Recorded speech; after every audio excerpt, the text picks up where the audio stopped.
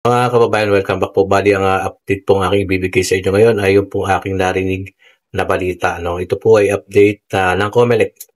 Ang magiging voters registration na raw po ay sa darating na itong October 20, no? Hanggang sa susunod na taon, hanggang May 18, 2026.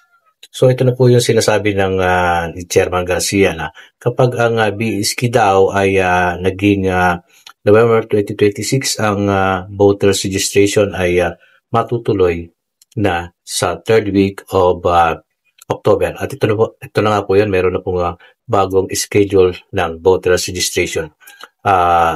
October 20 to May 2026 hanggang sa susunod na taon. So mahaba-haba pong preparasyon po ito para sa BSKE 2026. Tatagal po ito ng mga ilang buwan. Ngayon kasi hindi na natuloy, no? Hindi na po magaganap yung BSKE December 1, 2025 at tuloy na nga po itong nawala kasi yung nalip na or na-terminate na rin po yung filing of COC na sana ay noong October 1 to 7. So malinaw po ito na baka meron pa pong umaasa na magkakaroon ng BSKE netong December ay maliwanag naman po at sinabi na rin ni Chairman Garcia na ang kanilang pinaghahandaan sa ngayon ay BSKE November 2026 at ito na pong bagong voters registration ay October 20 to May 18 sa susunod na taon. So, doon po sa hindi pa po nakapagparehistro at tabayanan ninyo kung saan gagalapin itong mga voters registration na ito.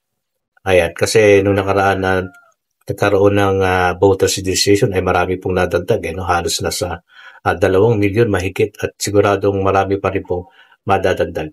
At tiniyak din kasi ng COMELEC na talagang kailangan nila ng dagdag na pondo kasi marami pong bagong nagparehistro, mga bagong botante at yung mga nagpapalipat ng kanilang mga precinct.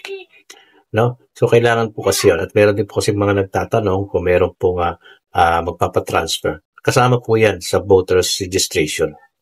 No? So asahan po natin October 20, simula na po ng voters registration, mga hindi pa nakapagpatransfer at yung mga hindi pa nakapag parehistro kayo, mga kabataan at yung mga ating yung mga nakakatanda na marami kasi hindi pa nakakapagparehistro, umidad na lang, hindi pa po nakakaboto. Pagkakataon niya na po itong bumoto. So sa ganun naman ay makaboto rin naman kayo, ma-practice niyo yung inyong mga karapatan para makapili naman ang inyong mga paupuing mga barangay officials.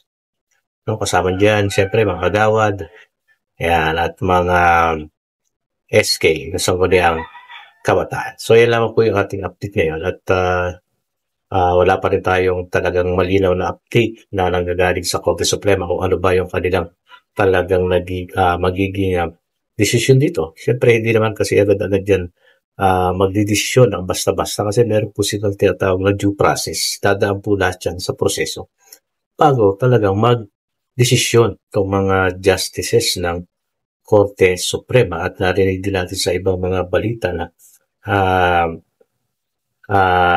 gusto na ni Atty. Makalintal kung ano talaga yung magiging pagpapasya dito. Kung ito ba ay turing na constitutional o unconstitutional yung RA 12222 na ito nga yung batas na nagsasabi na ang BSKE nakasaad dito na ay mauurong na sa taon at term setting dito ito na magiging 3 termino, bawat termino ay 4 na taon mag-uumpisa sa November 2026 nusundan sa 2030 kasi every 4 years po ito at yung mga nakahuling termino na po ay hindi na po pwedeng tumakbo, no? Pwede kayo tumakbo sa ibang posisyon na kung gusto nyo bumalik sa pagiging kagawad pwede, no? At yung mga kagawad na naman naka 3 termino na ay pwede na po kayo tumakbo papuntang barangay captain. So maliwanag po tayo dyan at sa mga Sangguniang Kabataan naman ay isang term lang po kayo, isang 4 years lang sa Sangguniang Kabataan. So ayan po yung ating update. Comment po kayo dito And pa-share ulit ng ating video kung ano sa tingin ninyo. Kung ano ba ang mangyayari sa desisyon ng Korte Suprema. Konstitusyonal o unconstitutional ang pag-uurong nitong BSKE.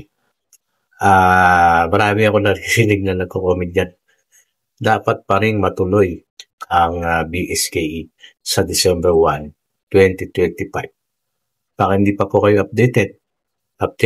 Wala na pong batas na nagsasabi na dapat ay magkaroon ng BSKE ngayong taon.